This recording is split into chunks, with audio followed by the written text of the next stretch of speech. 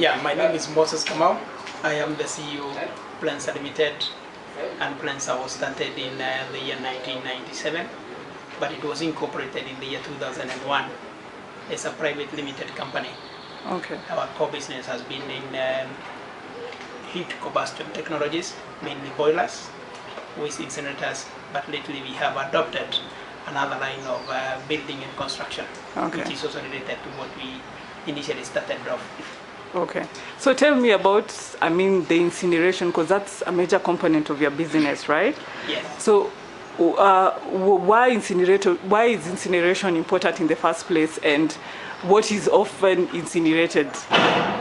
Basically, incineration is the process of burning waste, and the waste is what you don't need. But to us, waste is gold, because it gives us an opportunity to service those customers that want to dispose of waste, which in a case like the hospital is hazardous.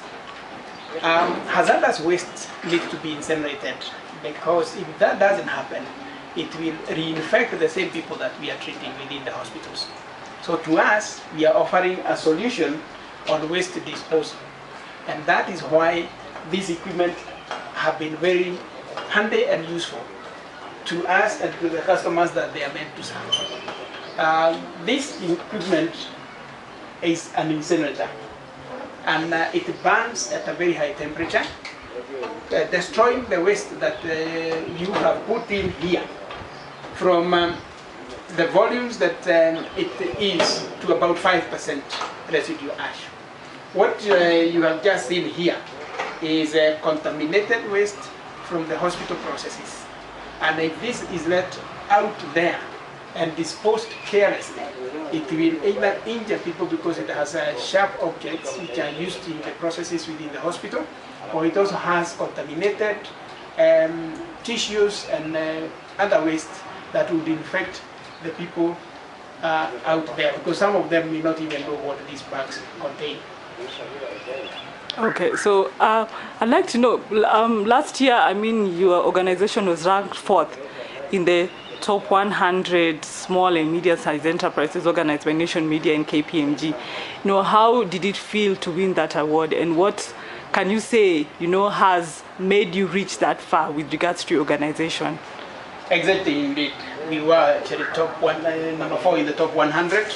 A very humbling experience indeed.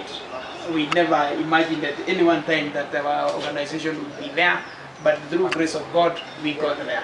However, we also know that the company deliberately did certain things that would have actually placed us there. One, we have been very committed to our business.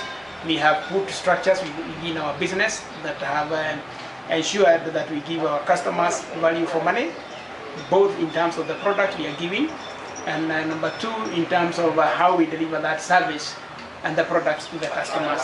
These include the after-sale service and even the delivery time and response to customers' inquiries. We have also diversified our business. Besides having started in combustion technologies in boilers, we then went into incinerators, and we have also gone into the building and construction. But the main reason why we feel we were able to get to the top 100 was because, one, we are serving a very unique sector of the economy where dealing with hazardous waste is a very unique concept. And the other thing is that besides providing the technologies associated with the destruction of that particular hazardous waste, we are also providing our customers with the excellent after-sale service, which I have explained. We are training the people who are operating this equipment, because these are dangerous equipments and the waste is also hazardous. So we ensure that we train the people who handle the waste, the people who operate this equipment, and the people who also maintain this equipment. That, in a way, has been able to help us climb that far. Number 2, or number 3, we have also realized that the law within NEMA has been amended, or in 2006, the NEMA Act came into being. That required that if you are generating hazardous waste, you have to dispose it off in a certain manner. And that required you to have a certain kind of an equipment that meets certain thresholds. We were among the first, if not the first, to actually introduce that technology in Kenya. And we have taken the lead, and we have ensured that we maintain the lead by ensuring that we don't compromise on the quality of the product and the service we are giving to our customers. We are also getting very good backup from our principal manufacturers in the UK, today Sure Matthews, who are the manufacturers of this kind of equipment known as the Surefire incinerators. And they are obviously among the world leaders in the manufacture of this kind of equipment. Okay. And you started this business, I mean, you've seen it grow, I mean, ever since 2001, when you branched into incineration. What would be your advice to people who would want to get into entrepreneurship? You know, what should you think about and what should you do to succeed? And getting into business, and maybe I could talk about the waste incineration. I said waste is gold. Or at least it is a nuisance to those people who have generated the waste, and therefore they don't need it. To those that come to provide the solution on waste disposal, it is gold to them, because it gives them an opportunity to make money, generate business out of it. And for sure and for certain, you need people to handle the waste on behalf of those who are generating it. The handling process of the waste starts from where the waste is disposed by the customer, all the way up to how you eventually and conveniently and efficiently and effectively dispose it without affecting the environment. That is critical.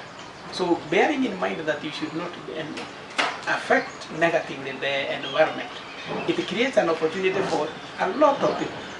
And starting from the segregation, there is an opportunity there. And it takes all the whole process, and it can absorb a lot of people. But the waste, gold as it may be to some, can also be a nuisance, because it can also be potentially hazardous to the handlers, and therefore they need to be well trained.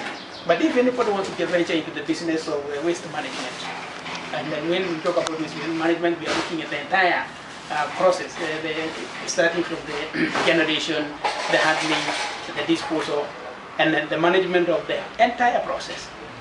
What one needs is to be focused. You need to determine exactly what you want to do within that particular area. Number two, you need to be committed to it. You need also to know that you can't work alone and succeed. So you need people. So you need to know how to deal with those people, work with them, and respect them.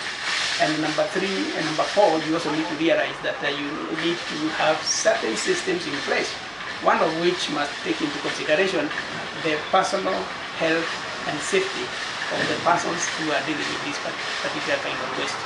So for those people who may be interested in venturing into business, I can say in waste disposal, there is a huge opportunity. And one doesn't need to go very far to realize that. This is only one part of the waste that we are handling. There are many other wastes that are being generated by very many other players, including domestic and general waste, and even other hazardous waste that are being generated within the industries.